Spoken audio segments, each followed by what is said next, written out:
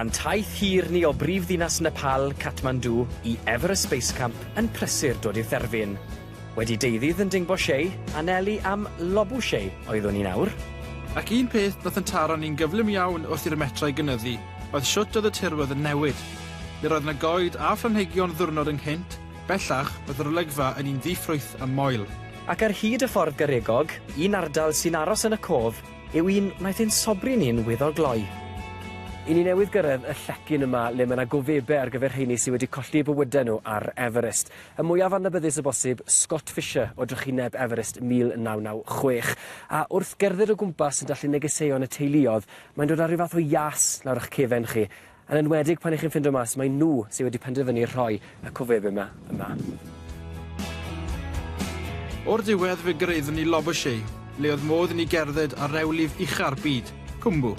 Wedi clywed cymaint am y lle gan Steff, wy'n ni'n disgwyl gweld blanket mawr o ia yma. Ond fan hyn benderfynodd y gweud mae o dan y holl gerrig mae'r ia. Sori am nadaf, ond mae'n ffactor bwysig iawn gyda cynhesu byd eang. A sôn am ia, roedd hi'n oer i'n gyflym fan hyn. 4 gradd Celsius erbyn 3 y pnawn a'r noson yn cau amdan ni'n gynnar. Ni wedi bod lwcus iawn, so ni'n dioddau o unrhyw altitude hyd yma. Da, Siwrdd. Ie, so gobeithio barith hwnna tan fori. Ie, dwrnod hir fori ddo, 11 awr. 11 awr. Lam, o'r ni straight ddo. So Mas yma. So mae'n beth i 7:08 o gloch yn os nawr, so ni'n mynd gan noswaith Awgwsg. Barod yn base camp. Barod? Bring it on. Right, oes da i ti Steffan? Gei di drwy'r goleuni iawn. Oes da?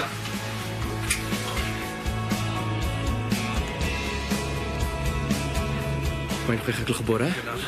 Mae'n gynnar iawn. Stone fresh. Ie, fresh. A hyn ni'n dechrau'n ffordd i base camp. Mae'n mynd i gymryd rhy hir. 2 awr yn gwirfa. 2 awr. Ond o leia pan fyddwn ni'n dod nôl, byddwn ni'n gallu pelto i lawr rhywbeth na. Byddwn ni lawr mewn dim.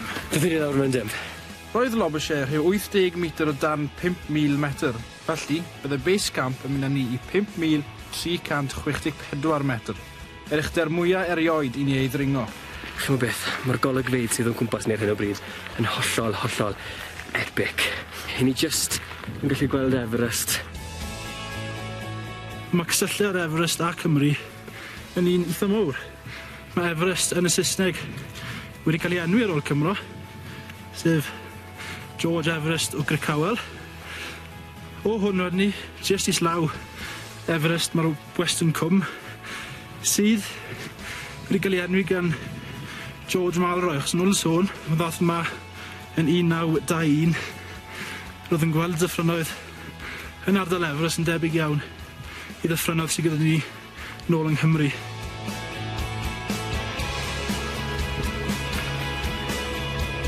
Mae hon wedi bod yn antur fyth gofiadwy.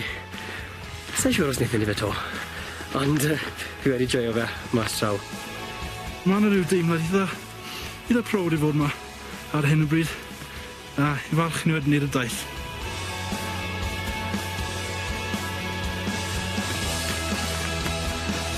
Ni wedi gael! O'r diwedd? Halleluia. Co fe? Base camp. Hyn ni wedi cyrraedd. Wel, ni wedi brynu cwrw Everest special ar gyfer hwn. Felly, diolch i dal, Steff. Mae wedi bod yn daith hanner. O! Diolch i dal. Everest Base Camp. Na. Reit, nôl nawr. Nôl i gael cawod hwn. O ie. 4 diwrnod nawr. Awe. Awe. I ni wedi gweld rhai o'r yfeddodau'r byd, profi diwylliant a ffordd o fyw cwbl gwahanol i ni, a herio'r hyn sy'n gyfarwydd i ni. Wnaethon ni fe, Everest Base Camp. 8 diwrnod, 1 siwrne awyren wefreiddiol dros 5,000 o fetre a thaith fyth gofiadwy. So, ble nesa de, Steff?